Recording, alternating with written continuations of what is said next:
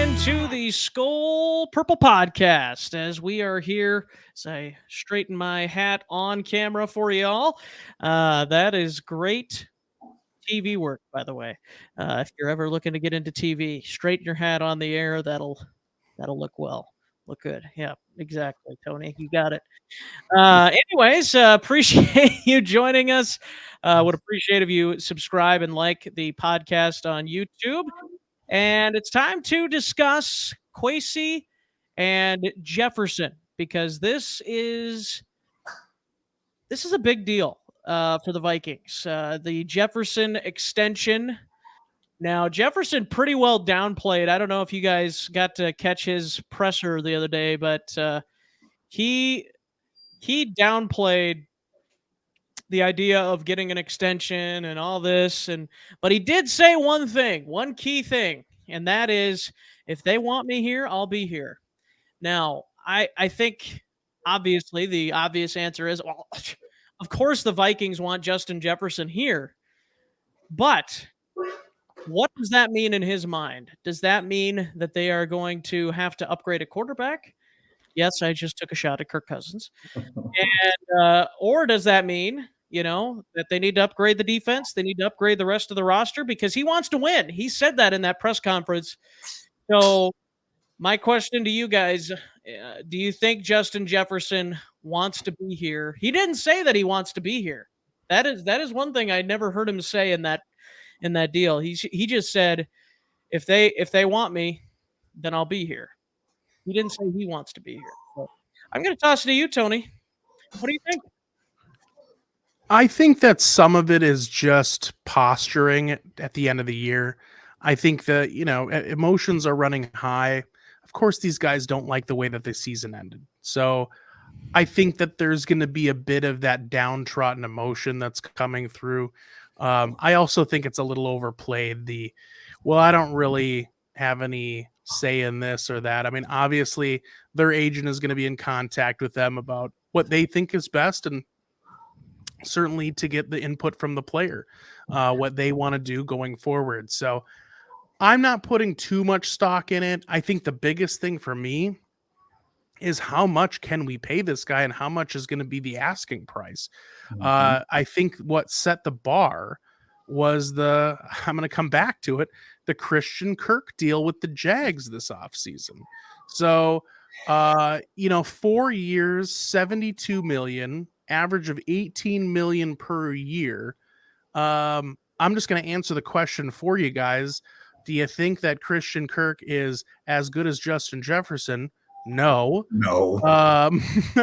Obviously Trevor Lawrence has made him look pretty good this year. So, big props to the Jags and that crew. But at the end of the day, he's on a whole nother level. Can the Vikings afford to put out a roster that's competitive with a guy like Kirk Cousins and his contract, and then essentially a contract that's going to rival, similar numbers with Justin Jefferson? I mean, are we talking about a guy that might command $22-ish million a year? I don't know. It's a lot of money. David, what do you think here? Yeah, I agree with Tony when it comes to the posture situation. As if you're an athlete and you're in a contract year and you're having contract negotiations, the last thing you want to do is openly admit that you want to be somewhere. You kind of want to be in between because you lose your leverage. If he goes out and says, yeah, I want to be a Minnesota Viking for the rest of my life and I want to finish my career here. Unless you're Kirk Cousins. You lose some kind of bargaining tool, So him just, being somewhere in the middle actually makes sense. And he seems like a really smart kid. So he's being taught the right way and kind of knows what he's doing. But as of the number, I mean, if it's 22, 21 or whatever, I just feel like that's just going to be a high number at that time because somebody else is going to break it. I remember when Kirk Cousins, signed his big deal with the Vikings, it was a good deal at the time. And then 2 years later, the market is always reset. So maybe the Vikings should be looking into extending JJ to a longer deal to where the new money, comes in the NFL to where the salary cap gets a little bit bigger to where it's not that much of a factor. So Yeah. Yeah. Yeah, I think if I'm the Vikings, I mean, if I'm Jefferson, let me back up. Let me go back to Jefferson here for a second. If I'm Jefferson, do you kind of want to play it kind of like how Kirk Cousins has, where he's the Hall of Fame of contract negotiators? He's in that Hall of Fame, if there was a Hall of Fame for contract negotiators. I think if I'm Jefferson, I'd almost want to bet on myself every other year or something around that, like that. Sign a 2 or 3 year deal, and maybe after that, then say, all right, I need about 10 more million a year after putting up MVP type numbers for 3 straight years again. But obviously, if you're the Vikings, you want to lock him up for 5 to 7 years. I'd say right around 7 would be a good number for the Vikings. But yeah, if you're Jefferson, do you want to gamble on yourself every other year or so? I would say you would, because you're probably going to end up getting more money, kind of like what Cousins has done throughout his career. Yeah, I Yeah, I agree with think. that. Go ahead, David. Go ahead, David. Yeah, I agree with that, Carson. I just don't understand why most NFL players don't take the Kirk Cousins approach. Because if you think about these contracts, when you sign those 7-year contracts or whatever, a lot of that is just phantom money. The money is only really in the signing bonus. So you might have signed this big deal, and the only person who really is actually making money and marketing that deal is the agent, because he's going to go and say, look at what I got JJ. I got JJ a $200 million deal. In actuality, it's only worth maybe like 150 with the signing bonus and the cap hits. So, I mean, I think it's kind of smart what Kirk does. I wouldn't be surprised if Kirk is in his ear and saying, like, look, man, the market is going to reset in a couple of years. You want to be a part of that market every time it resets. Yeah. Tony? Yeah, I think what Kirk ultimately benefits from that's different from a guy like Justin Jefferson, or certainly another skill position, is that the rules around quarterbacks is they're kind of built to protect his health, and certainly there are a lot of quarterbacks that get hurt, and we see that be an issue. But at the end of the day, the league is kind of built around protecting the health of the quarterback, where it's not as much for wide receivers, where I think the threat of him being hurt, some teams might not be willing to take the type of risk with a contract with a receiver that they would maybe with a quarterback. As far as like guarantees are concerned, I think that selfishly, going back to the Christian Kirk deal, what would have been the best thing for the Vikings would have been Christian Kirk going to the Jags on this massive contract and flaming out. It actually hurts the Vikings that he's been productive, because it kind of solidifies the fact that he was worth that contract. And if he's worth that contract, again, the rationale is, how much is JJ's contract worth? I'm pretty scared. I think that what worries me is I don't want the Vikings to be hamstrung because of these massive contracts when we have so many holes to fill. The offense is not the problem. As we've said it before, it's the defense. And yeah, we can build around a young defense, but then basically you're relying on us being able to have really great drafts. And, look, at the end of the day, we got to give Kwesi time, and we never know how a draft class really plays out until you're 2-3 years out. But boy, his first one, it's not impressing me too much right now. So that might be a topic for another video.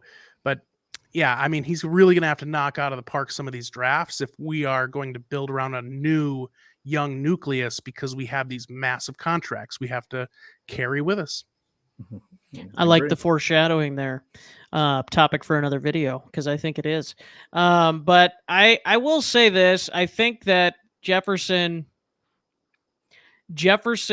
is going to reset the market. We talked about that market, but when he finally signs that deal, he will be resetting the market at the wide receiver position. And I think the only way you're able to pay him that type of money is with a rookie quarterback. Like you need, or not necessarily a rookie quarterback, but a rookie contract quarterback, or a very small quarterback amount of money, unless you are paying literal, like you said, Tony, literal peanuts to these defensive players. You're building this young defense where you're paying them very minimal amounts of money. But again, like you said, you're basically hoping that every draft class is like the Seattle Seahawks of this year or the New York Jets. Like the odds of that happening every year is not very high. And I think that's where you may have to have a stopping point where you're like, okay, how can we build this team going forward? Like, and I think these are probably some of the conversations that Kwesi and KOC are having this year right now. I think we lost Tony there, but I honestly think these are some of the questions they're trying to answer right now, David, and they're big questions. Yeah, they're huge because you don't want to be a new general manager and a new coach coming in and not have the answers, and you want to continue to build this team to be competitive. They have to think about that.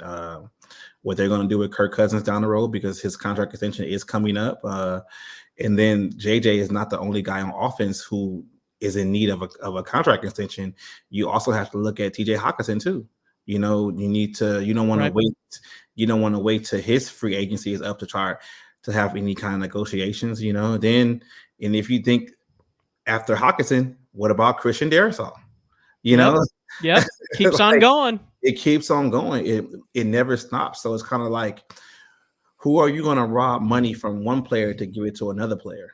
You know what I'm saying? Like rob Peter to pay Paul. And that's why we believe in Rob Brzezinski. He can make it happen, and he's a cap wizard. So it's only wait and see approach. And this is Rob Brzezinski's time. This is his time of year. You bet. Well, appreciate everybody for joining us for this video. Make sure to subscribe and like, comment your thoughts on Jefferson's extension. I think we both hope that he stays in Minnesota long term, but I think that there's going to have to be some long conversations going on this offseason over at TCO Performance Center in Eagan. But thanks for joining us. And as always, Skol.